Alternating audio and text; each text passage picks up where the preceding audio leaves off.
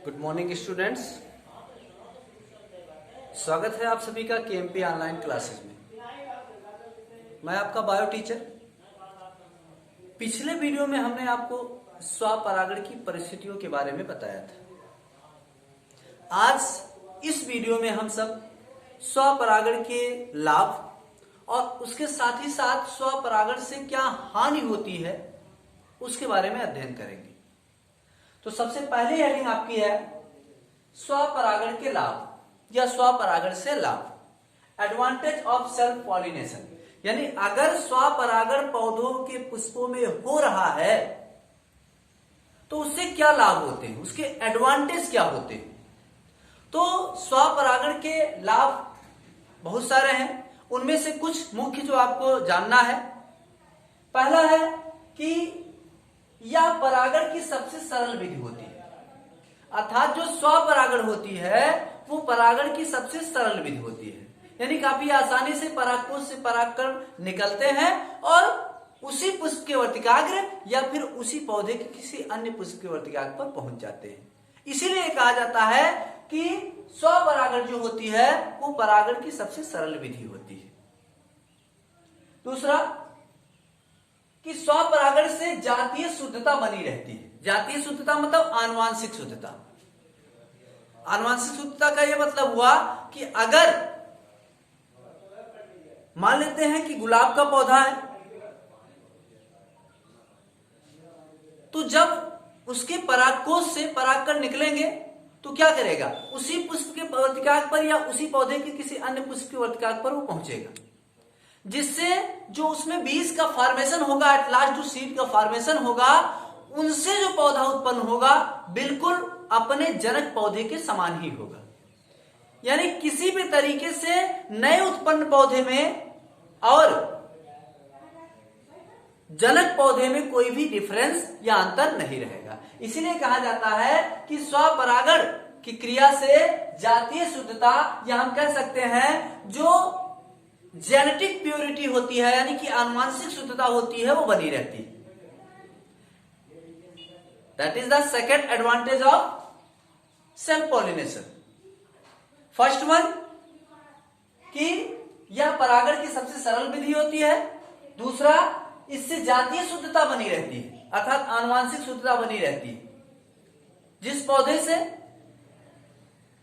या जिस पौधे के पुष्प में स्वपरागण हो रहा है उससे जो स्वपरागण के बाद निषेचन की क्रिया के पश्चात जो बीज बनेगा और उस बीज से उत्पन्न जो पौधा होगा बिल्कुल अपने जनक पौधे के ही समान होगा। दूसरी बात कि पौधों को परागण के लिए किसी माध्यम पर निर्भर नहीं होना पड़ता है, यानी स्वपरागण हो रहा है, स्व का मतलब स्वतः ही, जब स्वतः ही परागण होगा तो किसी भी माध्यम यानी स्रोत का मतलब ये हुआ कि अगर परागण की क्रिया होनी है तो परागकोश से जब परागकण निकल गए हैं तो उन्हें किसी माध्यम के द्वारा, माध्यम मतलब जैसे वो वायु माध्यम हो सकती है, जल माध्यम हो सकता है या कोई जंतु माध्यम हो सकता है, कि उसे जब परागकोश से परागकण निकल रहे हैं तो उन परागकणों को किसी माध्यम से, चाहे वायु के माध्यम से, चाहे जल के माध्यम से, चाहे जंतु के माध्यम से, उसी जात के पुष्प के वर्तिकाग्र पर पहुंचाया जाता है। लेकिन ऐसा कुछ नहीं है,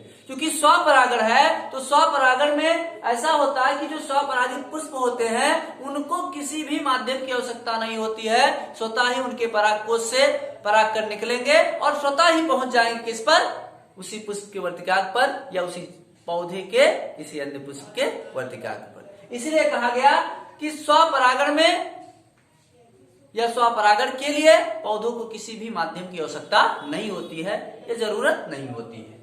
तीसरी बात कि स्वपरागित जो पुष्प होते हैं उनमें मकरंद, जो मीठा रस निकलता है, नेक्टर जिसे हम बोलते हैं, मकरंद के स्राव के लिए या फिर आकर्षण, जैसे उनकी पंखुड़ियां खूबसूरत होनी चाहिए तभी कोई माध्यम उसकी तरफ आकर्षित होगा, ऐसा कुछ नहीं, आकर्षण के लिए या फिर गंध उत्पन्न करने के लिए अत्यधिक ऊर्जा को व्यय करने की जरूरत नहीं होती, क्यों? क्योंकि स्वपरागण में स्वतः ही परागण हो जा रहा है, यानी स्वतः ही परागकोश से परागकण निकलेंगे और उसी पुष्प के वर्तिकाक पर या उसी पौधे के किसी अन्य पुष्प के वर्तिकाक पर पहुंच जाएंगे। तो इसीलिए बताया गया कि मकरंद व आकर्षण व गंध के निर्माण के लिए पौधों को अधिक ऊर्जा का व्यय नहीं करना पड़ता है। तो ये ध्यान रखना है आपको। स्वपरागण के कुछ लाभ हैं। पहला लाभ आपको बताया गया कि स्वपरागण की जो विधि होती है वो क्या होती है, बिल्कुल सिंपल होती है, सरल होती है। दूसरा आपको बताया गया कि स्वपरागण से आनुवंशिक शुद्धता या जातीय शुद्धता क्या होती है, बनी रहती है। तीसरा आपको बताया गया कि पौधों को स्वपरागण के लिए किसी भी माध्यम पर या किसी दूसरे माध्यम पर निर्भर नहीं रहना पड़ता है, उनमें स्वपरागण स्वतः ही होता है, नाम ही है स्वपरागण। चौथा और महत्वपूर्ण बात कि पौधे को मकरंद निर्माण के लिए, गंध निर्माण के लिए या फिर आकर्षण के निर्माण के लिए अतिरिक्त ऊर्जा को व्यय नहीं करना पड़ता है। यानी उनमें चाहे निर्माण इनका हो, मकरंद का निर्माण हो या ना हो, आकर्षण हो या ना हो, गंध हो या ना हो, उनमें स्वतः यानी स्वपरागण हो जाता है। यानी इन सभी के निर्माण के लिए उसे अतिरिक्त ऊर्जा को व्यय नहीं करना, यानी ऊर्जा का खर्च नहीं करना पड़ता है। अब हम जानेंगे स्वपरागण की हानियां, डिसएडवांटेज ऑफ सेल्फ पॉलिनेशन। यानी स्वपरागण होता तो है, बिल्कुल एकदम सरल विधि है परागण की पुष्पीय पौधों में, लेकिन इसकी कुछ हानियां भी होती।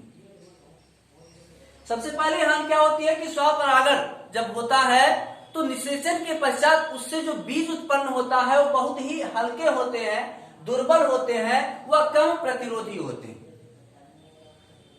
यानी कि रोगों से लड़ने की क्षमता इनकी क्या होती है, कम होती है। जिससे यानी अगर स्वपरागण हुआ, स्वपरागण के पश्चात निषेचन हुआ, निषेचन के पश्चात जो बीज उत्पन्न हुआ, आपको विशेषता इसकी बताई गई कि वो हल्के होते हैं, वो दुर्बल होते हैं, वह कम क्या होते हैं, प्रतिरोधी होते हैं।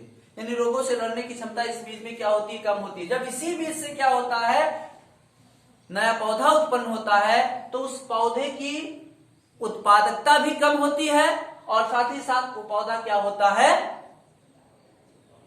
कम प्रतिरोधी होता है और दुर्बल होता है।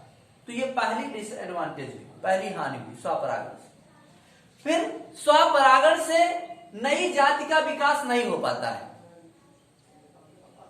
जो वर्तमान समय है इसमें लोग चाहते हैं कि जब हम निषेचन हो, निषेचन के उपरांत उनसे एक नई प्रकार की जात का क्या हो, निर्माण हो।